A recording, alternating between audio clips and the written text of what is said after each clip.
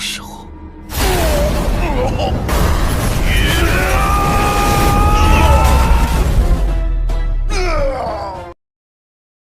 Di tengah perjalanan, Wuqing pun mengungkapkan rahasia langit mengenai jiwa Sun Wukong yang ternyata masih hidup. Meskipun tubuhnya sudah dihancurkan, namun para dewa menyegel jiwanya jauh di dalam samudra.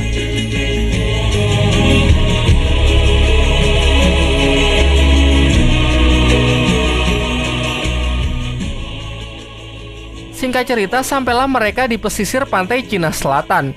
Terlihat pilar-pilar raksasa yang digunakan sebagai alat untuk menekan kekuatan Sun Wukong, mencegahnya agar tetap tersegel. Berdiskusilah mereka untuk memutuskan siapa yang akan menyelam untuk membebaskan Sun Wukong. Biksu Tong dan Patke tak berpengalaman sedikit pun, apalagi Wuqing yang merupakan siluman pasir yang tak tahu apa-apa soal laut. Namun Bailang bukanlah satu-satunya harapan karena ternyata Aose juga sangat mahir dalam menyelam. Bahkan kekuatannya akan meningkat drastis jika ia berada di dalam air.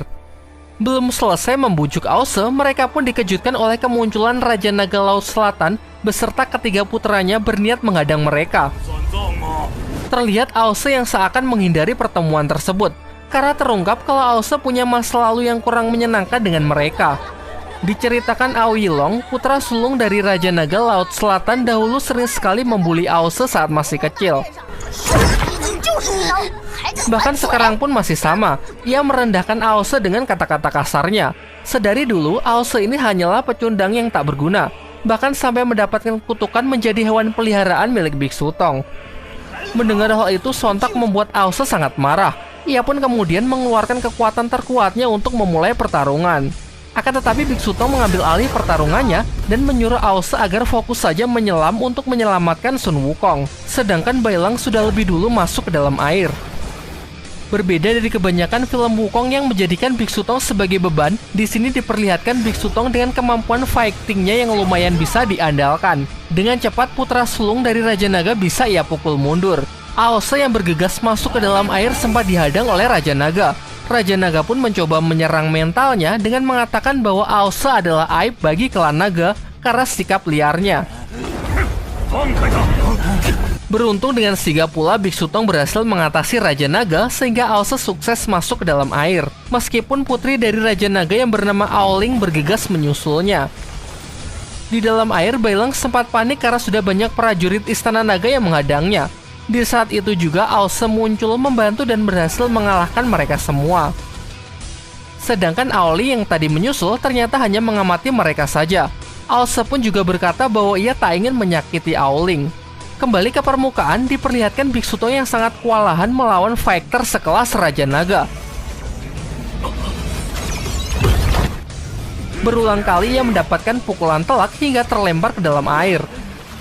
Wuqing pun tak tinggal diam, segera bergerak cepat untuk menebang pepohonan di sana, lalu melemparnya ke Biksu Tong untuk dijadikan sebagai pelampung, mengingat Biksu Tong yang tak bisa berenang.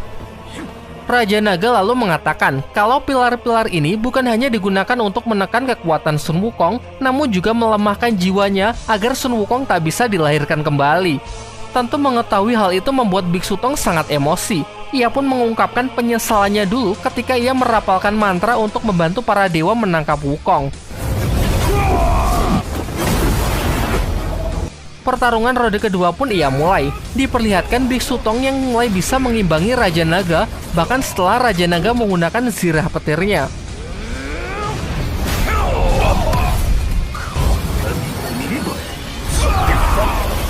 Memaksanya menggunakan wujud naga demi mengalahkan Biksu Tong.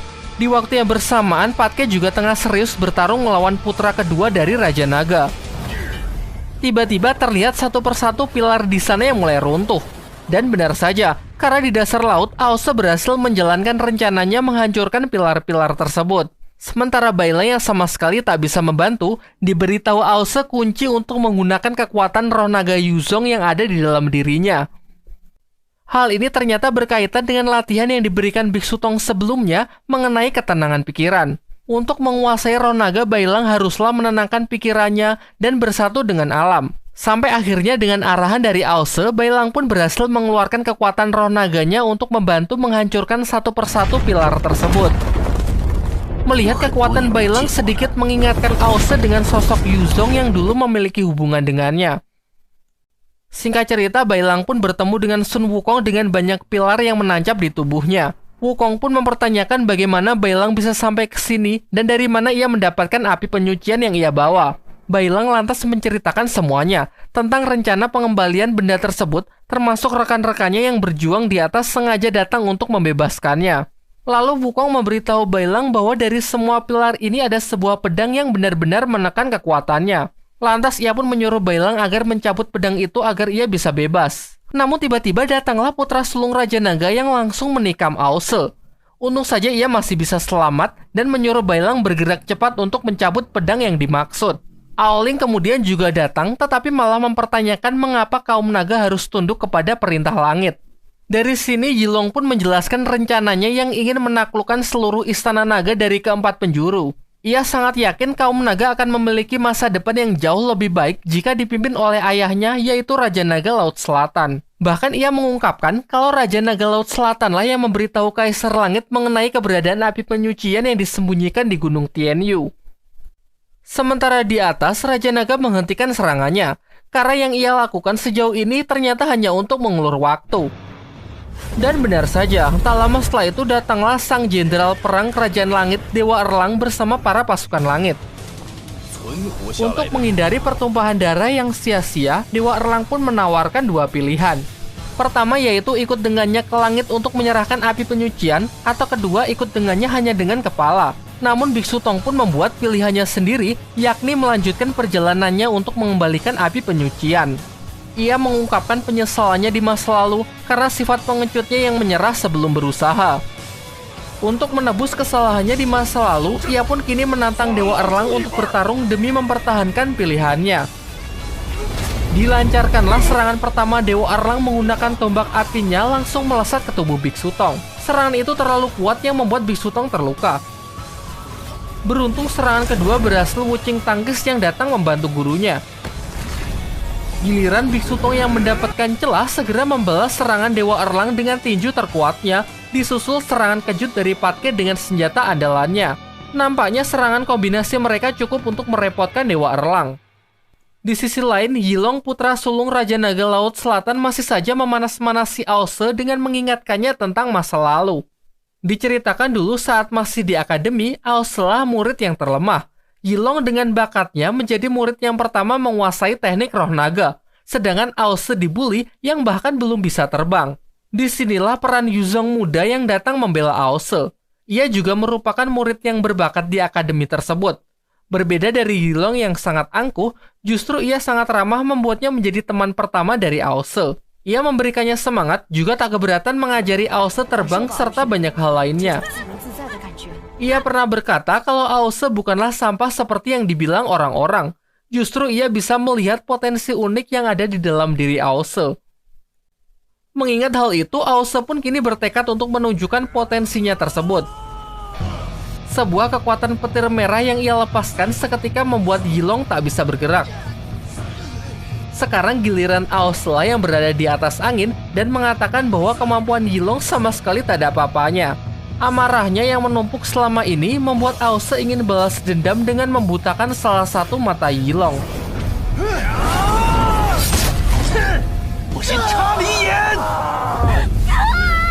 Namun tiba-tiba datanglah kakak Ao-Se yang merupakan putra sulung dari Raja Naga Laut Timur untuk menghentikannya. Sementara itu pertarungan di atas masih berlangsung sangat sengit. Patke berhasil mengalahkan beberapa prajurit langit meskipun putra kedua Raja Naga ikut melawan. Patke dengan kekuatan penuhnya mampu membunuhnya.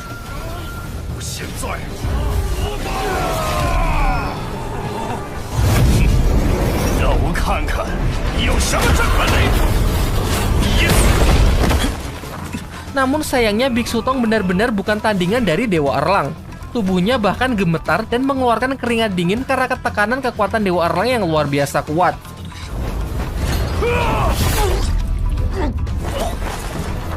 Di sisi lain, Bailang berhasil menemukan pedang segel persis seperti yang dikatakan oleh Sun Wukong.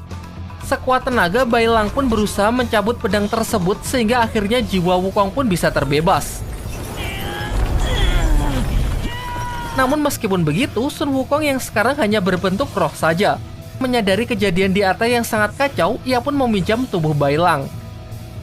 Di waktu yang bersamaan, Biksu Tong yang telah mencapai batasnya sebentar lagi akan dihabisi oleh Dewa Erlang.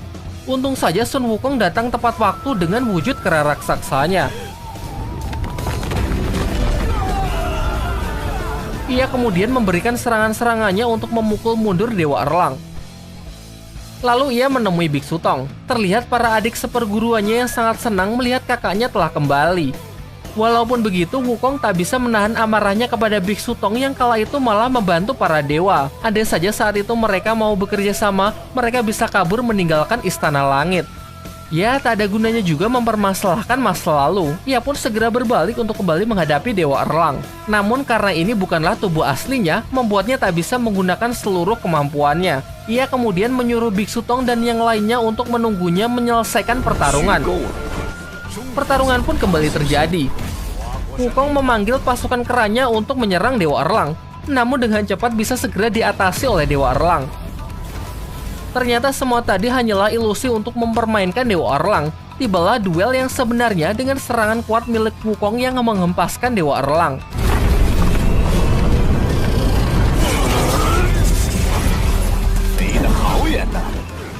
Berulang kali mereka pun saling jual beli serangan. Sementara itu, melihat salah satu putranya terbunuh membuat Raja Naga sangat murka. Kemudian datang juga Yilong yang memperlihatkan luka di matanya akibat serangan dari Aose. Sedangkan kakak Aose pun meminta izin kepada Biksu Tong untuk membawa adiknya tersebut kembali ke tempat asalnya, yaitu Istana Naga Laut Timur. Meskipun sempat menolak, akhirnya Biksu Tong pun membiarkannya mengingat ini adalah urusan keluarga. Namun Raja Naga yang meminta keadilan protes kepada kakak Aose. Ia mengatakan kalau seharusnya sesama bangsa naga harus saling membantu. Namun kakak Aose pun malah mempojokannya. Ia berkata bahwa ia sama sekali tak tahu mengenai Sun Wukong yang disegel di tempat ini. Menurutnya terlalu banyak kejanggalan sehingga perlu diselidiki lebih lanjut mengenai keterlibatan klan Naga Laut Selatan dalam masalah ini. Ia pun akhirnya membawa Aose segera pergi ke tempat asalnya, yaitu Istana Naga Laut Timur. Sedangkan Biksu Tong dan yang lainnya beristirahat sembari menunggu pertarungan Sun Wukong. Sebagai jenderal tertinggi, jelas kekuatan tempur dari Dewa Erlang tidak diragukan lagi. Sementara Wukong sama sekali tak diuntungkan karena tak bisa mengerahkan seluruh kekuatannya akibat batasan tubuh Bailang yang ia gunakan. Ia pun memanfaatkan berbagai kecerdikan dengan mengubah dirinya menjadi ribuan Wukong mini untuk menyerang Dewa Erlang dari segala sudut. Sayangnya Dewa Erlang bisa mengatasinya dengan sangat mudah dan malah mengatakan trik murahan seperti ini bukan apa-apa bagi dirinya. Hingga akhirnya Wukong pun mendobrak batasan dari tubuh Bailang dengan berubah ke mode kera raksasanya. Berhasil menghajar Dewa Erlang bertubi-tubi. Semakin kesal, Dewa Erlang pun yang awalnya tak ingin menggunakan kekuatan penuhnya, tak ada pilihan lain. Lantas serangan terkuat dari tombak apinya ia keluarkan yang mampu menembus pertahanan terkuat milik Sun Wukong.